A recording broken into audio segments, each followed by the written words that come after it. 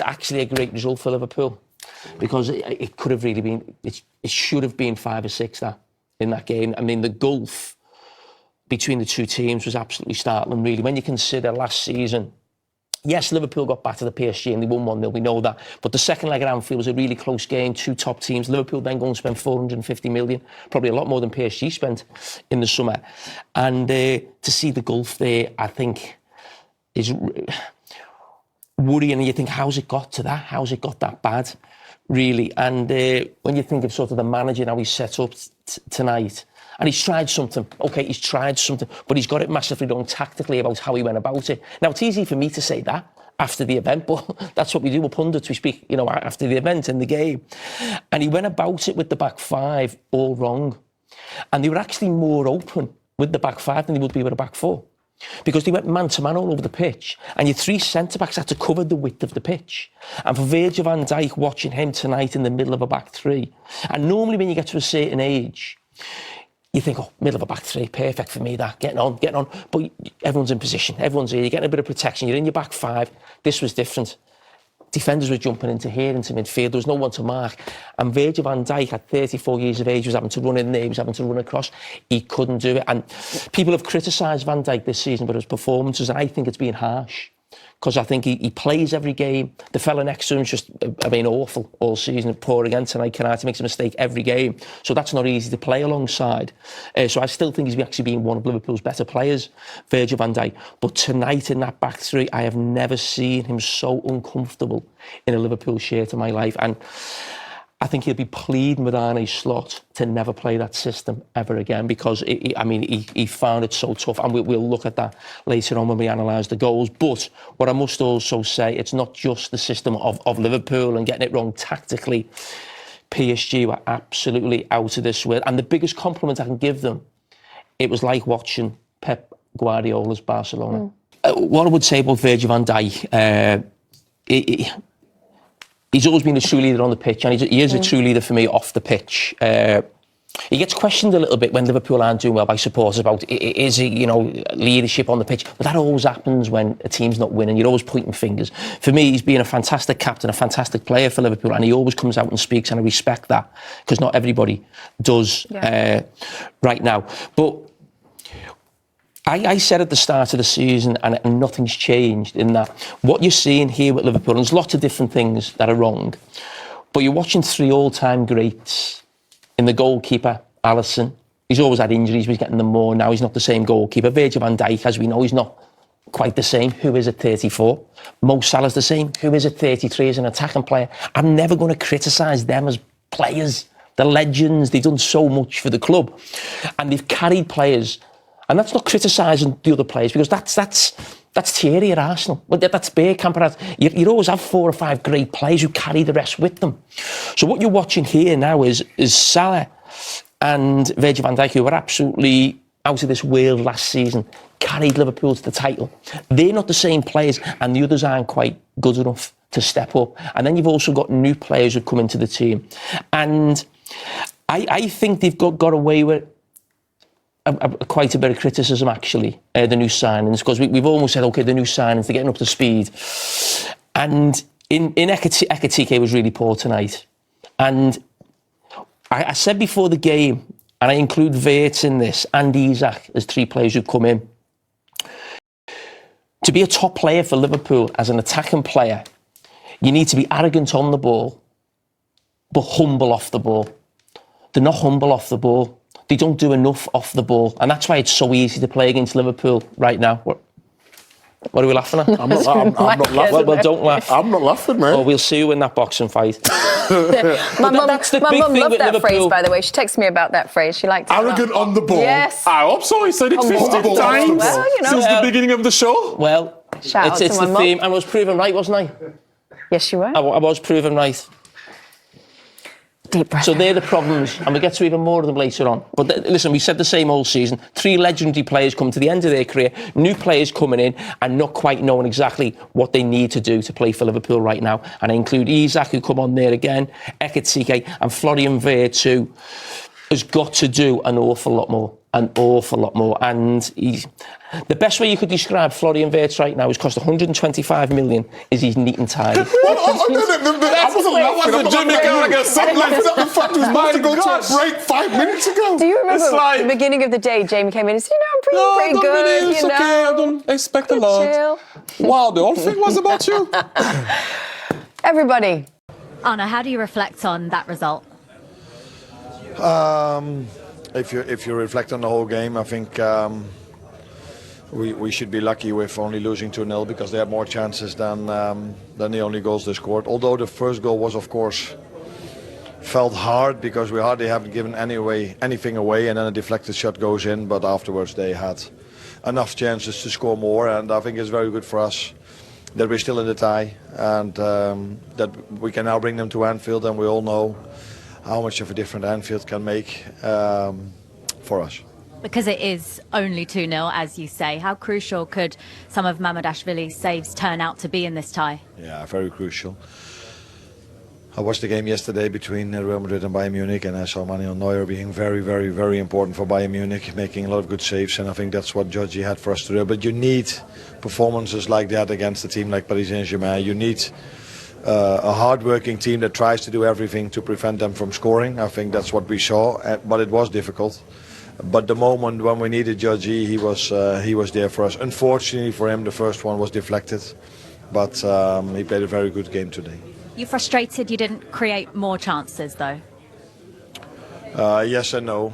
Yes, because we want to create much more. No, because there was not a lot to create for us. They were just having the ball a lot.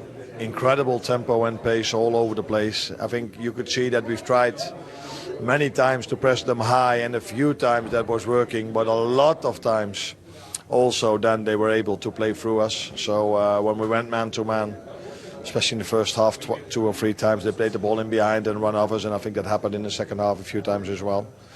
So maybe when we were in a low block we have hardly conceded, although the first goal was of course when we were in a low block. And there were a few times players of us in promising positions. I think Hugo had a few times a moment where he was one-on-one with Marquinhos, but yeah, that's also their quality. They just keep going, and then as a number 9 or Hugo, whoever it is probably a bit tired the moment when he has to show up, and that's also part of their quality. But I stood here similar last season, although we won 1-0, but the game was exactly the same. And the game at Anfield was completely different, so we're happy that we're still in this tie. Very good. I want to go back to that, the potential penalty that we saw that wasn't given there. If we can roll that back in again. Thierry, your thoughts on this? I'm back to my normal self. Those discussions, no, the referee saw it. I thought it was maybe. Then you have to give Konate maybe that he put his leg. For me, there is a tiny bit of, I can see how sometimes, Konate would have found it difficult because he put his legs, he blocks the shot, but then it disturbs. For me, there is an opportunity after, actually, when Konate pushes Nuno Mendes, where he's actually clearer than that for me. Because as a striker, if you push me when I'm about to shoot, then you are going to unbalance me. But let's go back to the opportunity here. And then, as you can see, Dembele, that's what I was talking about, smashing the ball on the post. And the goalkeeper got saved by his post at the end of the very day. And the fast breaks we talked about before the show, brilliant. Ooh. Hakimi is just a running machine. But again, he should be finishing it off. Make it 3-0. Ties over then. It's not. He takes a touch, and maybe he should hit it first time, but Hakimi again was outstanding. Maybe it's a little bit behind him. He don't want to go with his right foot, tries to go on his left, take that extra touch. But it wasn't meant to be. And keeps Liverpool alive at Anfield. And I said on my pod, award-winning pod, that Liverpool in Europe... Off? What do you mean? The award season hasn't even been done yet. Well, it's award-winning. Do your research. I'll tell you what, we're going to take you out to Anita, who was against discussing, Liverpool. Kate, debating. Yes, that's right. A lively debate in the studio. It's always nice to have those. PSG 2-0 against Liverpool tonight. We talked a lot before the game and at half-time as well about the new formation that Arne was playing, the back five that he decided to use. Do you want to take us through some analysis that you have of how Jamie, you feel like that played out? Listen, tactically, Liverpool were absolutely shocking tonight. He did something different and it was an absolute mess. You look at the three centre-backs, here they are, 10 minutes into the game, absolutely all over the place, all running back to their own goal, facing their own goal. And yes, they were up against real quality, but to perform so poorly in this new system, I think it was really worrying, and especially from Virgil van Dijk. I mean, they were so open. Normally when you play a back five, it's you're thinking, okay, we'll attack less, but we're better defensively. Liverpool were actually more open than they were against Manchester City. I mean, Van Dijk was left for dead there again, and he's really, really struggling in that system there. And the reason why they struggled was because the way they played the system. Are we actually going to the goals now? What am I? It is carry on, Jimmy. It's all you. You yeah. Carry on. Yeah. And listen, they've been caught out initially. And then Van Dijk, a deflection off him or Gravenberch. It's not great. Van Dijk turning his back. A little bit unfortunate for the goalkeeper, who's Liverpool's best player by far. There, but listen, it was all that they deserved there, PSG. And Liverpool were very fortunate to go in 1-0 at half-time. And for me, I thought he has to change it. But the chances just kept coming and coming and coming. And that one takes a little deflection, another good save. Yeah, for all Liverpool's sort of mishaps in defence, I thought PSG was excellent. That man, Carragher, Zaire Emery in midfield as well. But this one, it was too easy. I mean, PSG could have scored 3, 4, 5 on the night. And they're just down tools a little bit. Again, you mentioned about the defending there, but Doué, you normally expect him to put that away. And the chances kept coming, Thierry? Yes, Dembele and I mean, thank God for Liverpool that Dembele wasn't on fire tonight, because normally that's 1 or 2 goals with our ways. We all know what happened after he hit the post, but I'm just saying that's normally in the back of the net with the new Dembele. Yeah, the next one was in the back of the net. Carragher, a lovely little run there in between, who the guys are going to dissect a little bit later on. Really good composure. I'm going to let Jimmy dissect that. Rolls it in, but look at the run. What his starting position, running from deep. This is what I was talking about. Yeah, I mean, Micah, it's really good. If I let you run on the Champs-Élysées and go and shop, you're gonna go and have all the time you want. But you still got to have the composure to finish it off. That's for sure. Exactly what. But the shop is open. Very open. Late. And Liverpool were very, very lucky that this game finished 2-0. They're probably very lucky to get away with a penalty here, actually. There's definitely contact before he makes the challenge. I mean, it's one of those, I think, in the Premier League, you probably would get away with it. But in the Champions League, you always think something like that would be a penalty. So I think Liverpool were quite fortunate there that VAR came to the rescue. But OK, let's pick the bones out of our game here then. We'll start with what Liverpool did right. And actually, for Joe Gomez, some brilliant blocks early. Great on his side, on the left-hand side. Yeah, well, that's the advantage of having the extra defender. You can have 5 across your back line, you can shift across, it's less spaces for PSG to pass and run into. And on a couple of occasions, Joe done extremely well. And I think Liverpool as a team, for large periods of the game, they did nullify and keep PSG out. But the quality comes from all over the pitch with this team. They stretch you with width. They've got runners in behind. They pick up all the awkward spaces in and around your shape and your formation. But if you look at Joe Gomez's position here, he's just ready to help Carragher. Carragher doesn't do good enough. He's a bit weak. But Joe gets him out of trouble and bails him out. Maybe that doesn't come, that tackle, if you've only got 2 centre-backs. Yeah. But they're excellent at shifting your shape. They move it really quick, high intensity, and they find these gaps and they pass and run into them. Again, a last-ditch block. This time they don't get it right because Konate doesn't shift over quick enough. So if you see the space between him and Frimpong, they stay over this side of the pitch because they've got a lot of bodies here. And this is the spiteful pass right to the heart, passing and running forward. Gravenberch is slow to react, and it's an unbelievable solo goal. Yeah, this is a great angle. You see Carragher runs past Slobberslai. Gravenberch doesn't react quick enough. Lovely pass through the legs of Frimpong. And then it's all about the Georgian, isn't it? When he gets into the box, he doesn't panic. He just goes around Mamardashvili. rolls it into the empty net because everybody's gambled to get across. It was a lovely goal, but a poor one defensively. People running past you off your shoulder and you not following them, going with them. But you see, in the end, Liverpool made 4 substitutions at 1 goal because they looked knackered. They looked out on their feet, I thought. A lot of them are fit, good runners. Some of them just didn't react today. This team grinds you down with the ball, the speed, the way they move the ball, the shifting you, they've got forward runs, and eventually that one moment where you just switch off or you're a little bit slow to react and the best teams will kill you. Yeah.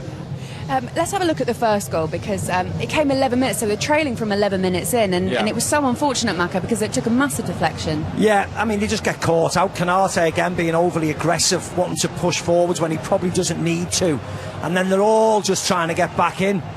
When it comes left here to Doué, they probably should keep him on his left foot, but the fact that they've allowed him back in the pitch, Weerts, and then Frimpong going the other way, that's the danger area. And then they do get very fortunate. Of course they do. It takes a massive big deflection off Gravenberch and over Mardashvili's head, and there's nothing they can do about that. That's just unfortunate.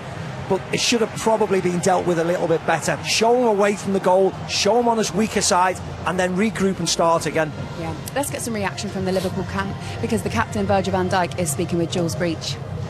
Virgil, how do you sum that up? Tough work. What was expected.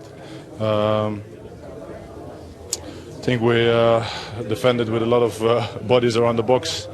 Fortunately, the first goal is a deflection. We had some small moments on the break where we could have done better. Obviously, I'm not happy, losing it, not whatsoever. The only positive thing is that we have another game to play next week. But now, obviously, it's a quick turnaround, and Fulham waiting for us as well. How challenging was it switching to a back 5 tonight?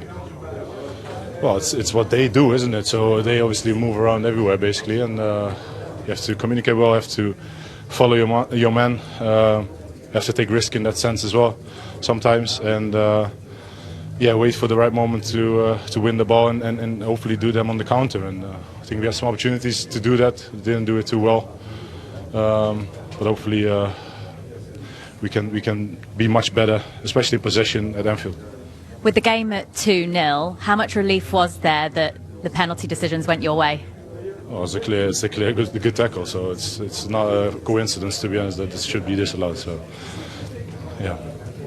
And how crucial could some of Mamardashvili's saves be tonight?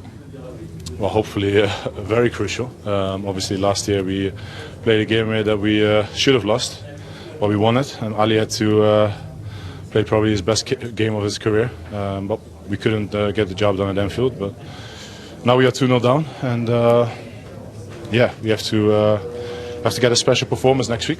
But we have a very important game before that as well, so focus on that. Does it feel like a manageable scoreline that you can turn the game around, especially being at Anfield with your fans there? Well, we shouldn't forget that we play against the European Championship champions of last season, and you see the quality they have. You see the games that they played already this season, even in the league, but also in the Champions League, and how good they can be. It doesn't really matter away or home. So we have to be absolutely spot on with everything we do. But hopefully our fans can play a big part in that as well. I've been through many special evenings at Anfield, and I'm very lucky and privileged. And our fans, that's the backbone of the club, and hopefully they can be there for us again. As you mentioned, though, another big game in the Premier League to come on Saturday before the second leg. PSG have a full rest. Do you see that as an advantage for them? We have to focus on ourselves, and that's the only thing what I'm doing. Virgil, thank you very much. Thank you. Well, we'll discuss it because, as Jules was saying there, PSG given the weekend off. Liverpool have to turn this around again and go again against Fulham, which is a massive match because they want to hang on to 5th. Yeah. And since Arsenal got that point last night, it means that they do have that position as a Champions League slot for a Premier League side. It just feels like it's never ending for Liverpool. Yeah, well, that's being part of being a Liverpool player and being at a big club and being in these competitions. The games come thick and fast. They have to reset, recover as fast as they can, and be ready for Fulham, because Fulham will come to Anfield and fancy the chances of getting something. And this is arguably as important as the second leg, because Champions League football is so crucial for Liverpool moving forward. So recover, reset, and get ready for Fulham. And, you know, PSG will come, you'll be ready for that game, but it's got to be full focus on Fulham. Yeah. Micah, you heard Virgil there saying in that interview, both those penalties for Konate were not penalties. The right decision was got to. Let's have a look at them, because tell me about the first one. I thought the first one wasn't a penalty. I thought he made a good tackle. There's a slight, tiny bit of contact. I mean, they cut open them again, don't they? But he gets his right leg around. Yes, you could say there's a little bit of contact there, but there's more contact at corners. He wins the ball. It's no penalty. It's an outstanding tackle. Outstanding tackle. I shouted. I was right next to Ali and Darren Fletcher up there, and I waved my hand. No chance. I didn't think it was a penalty at all. And he gets caught square on here in a run race with Nuno Mendes. And he's got this thing, Konate, about leaning and putting his hands on people. We've seen it 1,000 times. There's a slight push, but probably. Yes. I mean, there is an arm, there is a slight push, but it's probably the speed he's running at as well. He's always going exactly. Slightly off balance. Harsh. Yeah, I think so as well. It's like the Elise one last night in the last minute. Sometimes it's easy just to say, you know what, we'll leave that alone. The 2-0 up, we'll leave it be. But he has to get that out of his game. Konate, that lean, that arm You're out. giving the referee a chance and an option to punish you. That's what you do, and being a little bit sloppy with your arms. And also, at that point in the game, when you're already 2-0 down, 3-0 you might as well have just said, look, we'll just go home, but don't bother playing the second. He's got to be really careful. Did you not watch the Barcelona game years ago? Oh, I did. Were you in it? I was in the stands, yeah. I was in the Did stands. you feature? Hey, look, there've been comebacks more recently than that as well with this Liverpool side. And yes, there's different personnel. Yes, there's a different manager. Do you feel like I can see your face, Micah. You don't feel like it's a possibility, do you? I just think there's the Barcelona game, which Stephen alluded to, that was an incredible game because, you know, the Messis, that Suarez, they had, and then Liverpool were without Salah and Firmino, so everybody was quite laid back, thinking it was nigh on impossible to keep them quiet. I mean, they missed some chances that evening. Barcelona, it was a wonderful night. I just think it's going to be really, really difficult to keep these quiet. They're a very good team. They were at Anfield last year and shows what they could do. It looks as if there's a big gulf between them the way they played tonight, and they can cut through you. It's going to take something extra special, I think, next week to turn it over. I really do, because the way Liverpool are playing at this moment in time, and then you've got the Fulham game, which is equally important. They can have a rest because they're not playing Lens. They'll come refreshed and go again, and I just think it'll be very, very hard. But you have to believe, don't you? The fans will be there, and the fans will be on their side, and they'll make as much noise as possible, make it as difficult as they can for PSG. But they did this last year, and PSG went and won there. So, you know, at least they're in with a fighting chance. And maybe you can hold on to that a little bit, because it can go penalties. There is a lot of luck involved in it. Guys, I want to show you when Liverpool did get their chances, they were quite wasteful with them. Yeah, you know, they got into some decent positions. They get down the side of the box, so, you know, opportunities like that. Take the 1v1. Take the 1v1, try and get a corner, try and get an outcome, but it's a bit of a sloppy cross again. He tries the first attempt. It's a poor cross. He gets a second opportunity there because PSG is sloppy. This is the moment. You've got to make these opportunities count. When you're coming here against a really tough time, you know you're going to be feeding on scraps and bits of moments. This was a fantastic counter-attack breakaway. Vert does amazing. Little lifts the ball over Nunes. He's strong. Fantastic pass. Again, take the 1v1 on your strong side, on your right foot, and get a shot off. Minimum, get a corner.